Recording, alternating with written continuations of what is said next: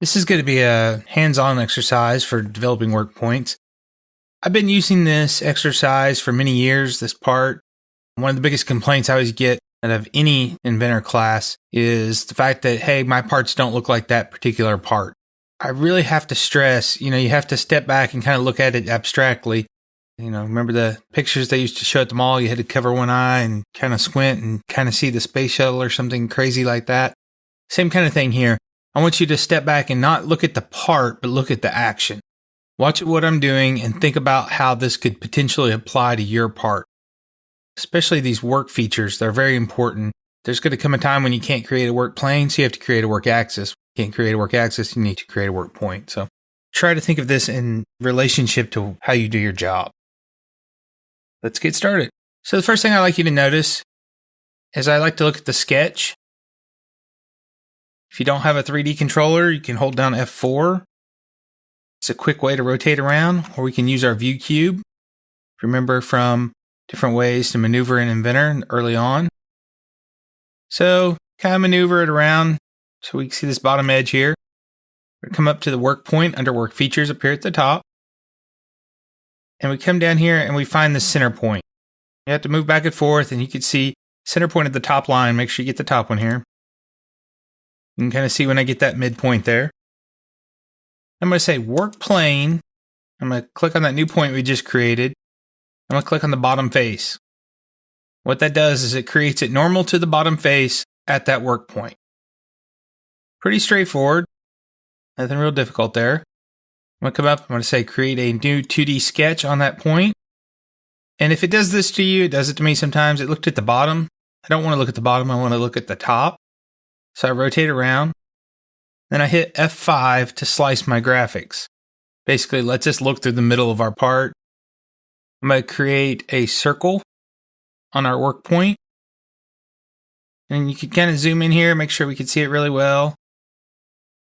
See how it kind of snaps to that line or the center of that line or that work point. So now we have our circle there, snap to it. And we can adjust size of it by giving it a dimension, say 25 millimeters. So you end up with something like this. We hit finish sketch. We go to extrude. We go to cut, and we cut up.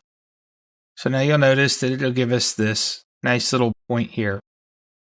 We can turn off that work plane just so it gets it out of our way. Next, we're going to create a grounded work point. We hit this little down arrow beside the point, and we get grounded work point.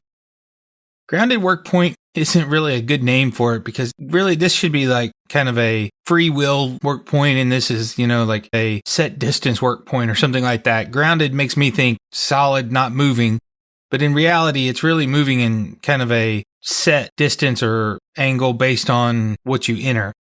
So to me, it's very confusing nomenclature there. The grounded work point is the one you actually type in and enter distances on. I'll expand out my origin, hit the grounded there, and I'll hit the center point. And that's basically our base point. And then this allows us to come in here and move either on this would be the YZ plane or the ZX plane or the XY plane, or we can grab it and move it up. So you can see the Z distance here. Or I could just come in here. If I want to move it in a certain distance, click on that little arrowhead there. I could type it in. So now you can see it's going to move up 25 millimeters. Hit OK. So now I have a new work point, 25 millimeters in space. Now we could take this and we could say new plane. I can use that flat surface we just created to do it. Say new 2D sketch on that. So next we're going to come up. We're going to create a circle. We do 18 millimeters. Should end up with something that looks like this. Say finish sketch.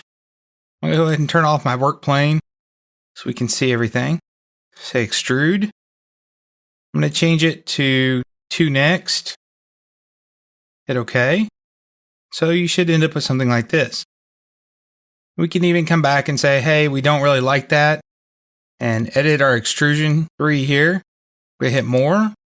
So we're going to set it to about 5 degrees. We're going to hit OK. Now we have our little plastic part here. Should look something like this, and it gives us a way to see how to use points. I also created a hands-on too, so that you should see what it looks like when it's done, just to give you kind of an example. So try this, see what you can do. Any help, look at the workpoints hands-on too as an example of what it should look like when it's done.